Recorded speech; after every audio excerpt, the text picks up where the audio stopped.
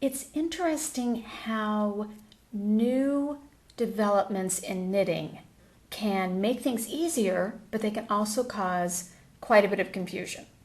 And one of the confusions that has been coming up over and over again is if I am knitting a sock pattern, for example, that was originally designed to be knit on double point needles, how do I have to change the pattern to be able to knit it with a magic loop?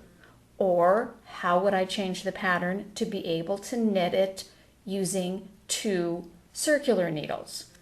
Okay, here is what you need to remember. You're making it way, way too complicated. Okay, what you are doing is you are knitting a small circumference of knitting. Okay, it would be extraordinarily difficult to knit this with a circular, flexible needle, okay, the size of a sock leg, okay? Now, in the old days, before there were cable needles, circular needles, not cable needles, our knitting predecessors came up with the idea of using 4 double-pointed needles, and essentially 1/4 of the stitches were being held on this needle, 1/4, 1/4, 1/4, and you came in with a 5th needle and you knit these stitches, and that 5th needle ended up holding them, and this needle was free. So then you come in with that needle, knit all those, come in again, knit those. And so you see what you're doing. All you're doing is using these 4 needles to hold the small number of stitches that you're knitting in the round. Okay, let's talk about the magic loop. In this case, I love how my pen kind of leaks through the paper. Anyway, in this case, what you're doing is you're taking a very long needle, which has got a tip at one end. Let's try to make that a little thicker. And another tip. And connecting that is one long, flexible cable. Okay? The point is the number of stitches that you need to go around the leg of your sock, it hasn't changed because you're knitting using a long magic loop. The only thing that has changed is how those stitches are being held in place while you knit. Okay, the long cable when you're doing magic loop, it allows you to have a needle, your needle here, and another needle facing here. And what happens is the cable comes out and it comes back in really close here because it's so flexible, and it goes back out and it comes really close in because it's so flexible. And what you're doing is you now have half of the stitches here, and half of the stitches are going to be worked across the needles from one to the other. Do you see what's happening there? So let's go back, and since so many patterns are written using double points, because it's still kind of the basic understandable way to do it, let's go back and talk about what happens. You're knitting around and around and around and around. You're going down the leg. No worries, and you're going to get to the part of the pattern where you're forming the heel. And it's going to say, take needles 1 and 2, which is essentially half of your stitches. You're going to work the heel over this half of stitches and leave the other stitches sitting on these 2 needles doing nothing. They're your instep stitches.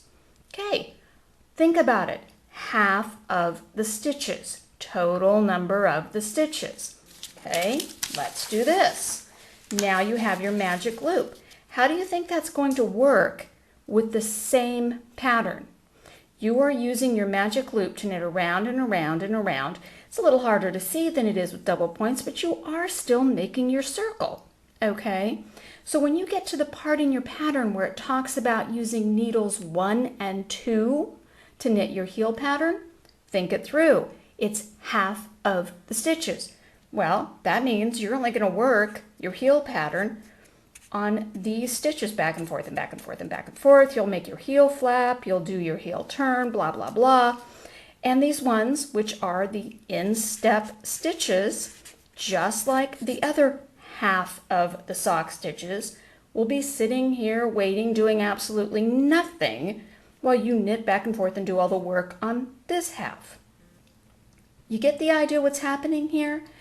Having the flexibility of circular needles, those flexible cables, are just giving you new ways to hold the same number of stitches. The actual sock pattern does not change. Just one more thing, let's just quickly go over in case you like knitting with 2 circular needles. Think it through again. You've got one needle with the point and a cable and a point, and you have another needle really, really close with a cable and a point and a cable and a point. And guess what? Half of the stitches are here and half are the stitches are there. Now, see what's going to happen? You're going to use your 2 circular needles just like you've been taught and go round and round and round and round. It makes no difference. You're making a circle. When you get to the heel, you do half of the stitches, okay?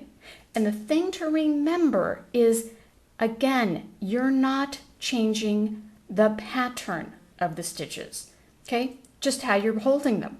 I hope that makes it a lot more clear when you are looking at a pattern and thinking, oh, I love it, but I knit with double points and it's been written for magic loop, or I use magic loop and it's been written for double points, or magic loop and I knit with 2 circulars.